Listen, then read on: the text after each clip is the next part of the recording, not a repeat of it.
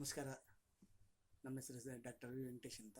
ನಮ್ಮದು ಶ್ರೀ ಸಪ್ತಗಿರಿ ಮನೆ ಮುದ್ದು ಚಾನಲ್ ಓಪನ್ ಮಾಡಿದ್ದೀವಿ. ಸ್ನೇಹಿತರೆ, ಪ್ರತಿಯೊಬ್ಬರು ನೋಡಿ, ಲೈಕ್ ಮಾಡಿ, ಸಬ್ಸ್ಕ್ರೈಬ್ ಮಾಡಿ, ಬೆಲ್ಲೈಕನ್ ಮಾಡಿ. ಕಾರಣ ನಾವು ಮಾಡತಕ್ಕಂತಹದ್ದು ಪ್ರತಿಯೊಂದು ನಿಮಗೆ ಬರುತ್ತೆ. ಮತ್ತು ಶೇರ್ ಮಾಡಿ ತಮ್ಮ ಸ್ನೇಹಿತರಿಗೆ, ತಮ್ಮ ಬಂಧು ಬಾಂಧವರಿಗೆ ಎಲ್ಲ ಹೋಗಲಿ, ಎಲ್ಲರೂ ನೋಡಲಿ, ಅವರು ಸಹ ತಿಳ್ಕೊಳ್ಳಿ, ಅವರು ಮನೆಯಲ್ಲೇ ಸಹ ಇದೆಲ್ಲ ಮಾಡಿಕೊಂಡು ಅವರು ಆರೋಗ್ಯವಾಗಿರಲಿ. ಈ ಹೊಸ ವರ್ಷದ ಎಲ್ಲರಿಗೂ ಶುಭಾಶಯಗಳನ್ನು ಹೇಳ್ತಾ, ಇವತ್ತಿನ ಸಂಚಿಕೆಯಲ್ಲಿ ಅನೇಕರು ಸ್ನೇಹಿತರು ಕೇಳಿದ್ದಾರೆ, ಈ ನವೆ ಅಂದರೆ ಶರೀರದ ನವೆ ಬಂದಾಗ ಏನು ಮಾಡಬೇಕು, ಕೆಲವೊಂದು ಸರ್ತಿ ಗಜ್ಜಿ ಬರ್ತದೆ, ಅದಕ್ಕೆ ಏನು ಮಾಡಬೇಕು ಅಂತ ಅನೇಕ ರೀತಿಯಲ್ಲೇ ಕೇಳಿದ್ದಾರೆ. ಇವತ್ತಿನ ಇದರಲ್ಲಿ ಆ ಒಂದು ಮಾಹಿತಿಯನ್ನು ಕೊಡಲಿಕ್ಕೆ ಇದಾಗುತ್ತೆ. ಸ್ನೇಹಿತರೆ, ನಮ್ಮ ಶರೀರದಲ್ಲಿ ಅನೇಕ ರೀತಿಯ ಮೈಕ್ರೋ ಜೀವಿಗಳು, ಕೆಟ್ಟವಿದೆ, ಒಳ್ಳೆಯದು ಇದೆ.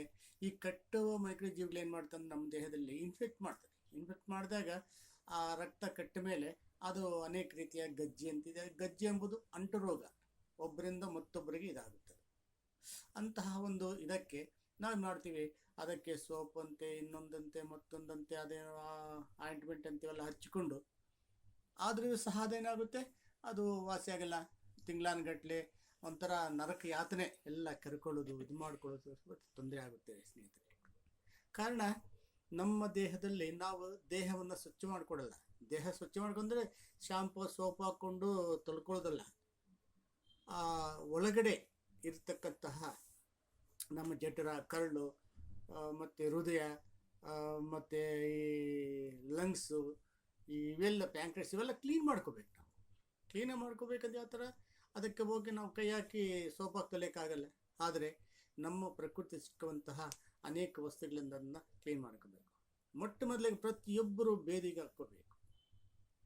ಯಾವಾಗ ಬೇದಿ ಮಾಡ್ಕೊತಿರೋ 3 ತಿಂಗಳಿಗೊಂದು ಸರ್ತಿ ಅನೇಕ ಕಾಯಿಲೆಗಳು ಬರಲ್ಲ ನಮಗೆ. ಅದನ್ನು ಮರ್ತು ಬಿಟ್ಟಿದ್ದೆ ನಾವು. ಯಾರೋ ಮೊನ್ನೆ ಒಂದು ತರಬೇತಿ ಅಂತ ಇದ್ರು, ಏನೋ ಶರ್ಬಿ ತಿಂದಾಗ ಬೇದಿ ಬರುತ್ತೆ ಅಂತ. ತಪ್ಪು. ನಾವು ಬೇದಿಗೆ ಅನೇಕ ರೀತಿಯಲ್ಲಿ ಸಿಂಪಲಾಗಿ ಹೇಳ್ಬೇಕಂದ್ರೆ, ಒಂದು ವಿಳೆದೆಲೆ ಎತ್ಕೊಳ್ಳಿ. ವಿಳೆದೆಲೆಗೆ 2 ಚಮಚ ಹರಳೆಣ್ಣೆ ಹಾಕಿ, 1 ಚಮಚ ಜೇನುತುಪ್ಪ ಹಾಕಿ ಚೆನ್ನಾಗಿ ಕಲಸಿ ಅದನ್ನು ಸೇವನೆ ಮಾಡಿ. ಅದನ್ನು ನಕ್ಕಬೇಕು ಅಥವಾ ಸೇವನೆ ಮಾಡಿ. ಆದರೆ ಎಲೆಯಲ್ಲಿ ಮಾತ್ರ ತಿನ್ನಬಾರದು. ಕಾರಣ ಆ ಎಲೆಯಲ್ಲಿ ಈ ಜೇನುತುಪ್ಪ ಮತ್ತು ಹರಳೆಣ್ಣೆ ಹಾಕಿದ್ರೇನೆ ಅದು ಆ ಮಿಶ್ರಣ ಮಾಡಿದ್ರೇ ಈ ಎಲೆಯ ಅಂಶವನ್ನು ಅದಕ್ಕೆ ಹೋಗಿ ಅದಕ್ಕೆ ಒಂದು ಪವರ್ ಕೊಡುವಂಥ ಶಕ್ತಿ ಅದಕ್ಕಿದೆ ಸ್ನೇಹಿತರೆ. ಈ ಥರ ಮಾಡೋದ್ರಿಂದ ನಮಗೆ ಬೇದಿನ ಚೆನ್ನಾಗಾಗುತ್ತೆ. ಮತ್ತು ಹಿಂದಿನ ಸಂಚಿಕೆಯಲ್ಲಿ ಹೇಳಿದ್ದೆ ಬೇದಿ ಆ ಥರ ಅಂದರೆ, ಶುಂಠಿ ರಸ ಒಂದು 3 ಚಮಚ, ಹರಳೆಣ್ಣೆ 6 ಚಮಚ ಚೆನ್ನಾಗಿ ಕುದಿಸಿ, ಅದು ತಣ್ಣಗಾದ ಮೇಲೆ ಜೇನುತುಪ್ಪ ಹಾಕ್ಕೊಂಡು ಕುಡೀರಿ.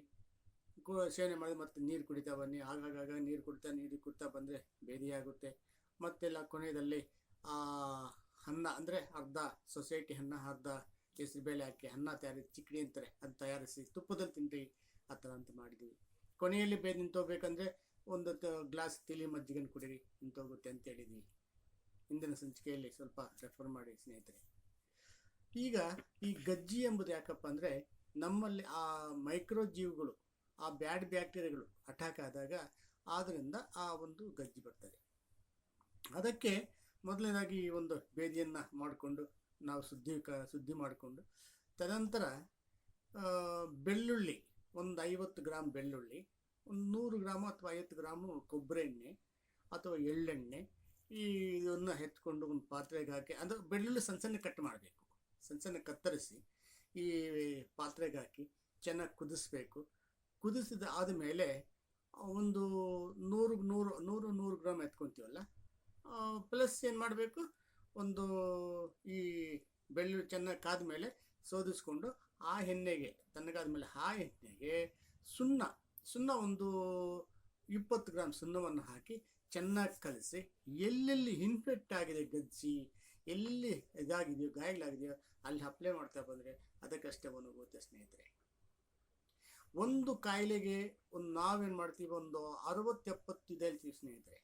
ಕಾರಣ ಒಂದೊಂದು ಶರೀರಿಗೆ ಒಂದು ಅಡಿಯಲ್ಲ, ಒಂದೊಂದು ಇದಕ್ಕೆ ಆದ್ದರಿಂದ ಇನ್ನೊಂದು ಏನಪ್ಪ ಅಂದರೆ ಬೇ ಕೊಬ್ಬರಿ ಎಣ್ಣೆ ಒಂದು 100 ಗ್ರಾಮು, ಅದು ಕೊಬ್ಬರಿ ಎಣ್ಣೆ ಒಂದು 1/4 kg, ಮತ್ತು ಈ ನಮ್ಮ ನೀಮ್ ಅಂತೀವಲ್ಲ, ಬೇವಿನ ಎಲೆ ಒಂದು 100 ಗ್ರಾಮನ್ನು ಅಥವಾ ಒಂದು 1/4 kg ಹಾಕಿ ಚೆನ್ನಾಗಿ ಕಾಯಿಸಿ ಅದನ್ನು ತಣ್ಣಗಾದ ಮೇಲೆ ಅದನ್ನು ಅಪ್ಲೈ ಮಾಡ್ತಾ ಬಂದರೆ ಅದಕ್ಕೆ ಸ್ವಲ್ಪ ಕರ್ಪೂರ 100 ಗ್ರಾಮ್ ಅಂದಾಗ ಒಂದು 15 ಗ್ರಾಮ್ ಕರ್ಪೂರನ ಪುಡಿ ಮಾಡಿ ಹಾಕಿ ಮತ್ತು ಅದನ್ನು ಈ ಎಣ್ಣೆ ಅಪ್ಲೈ ಮಾಡ್ಕೊಂಡು ಬಂದರೆ ಆ ಗಜ್ಜಿ ಹೋಗುತ್ತೆ ಸ್ನೇಹಿತರೆ.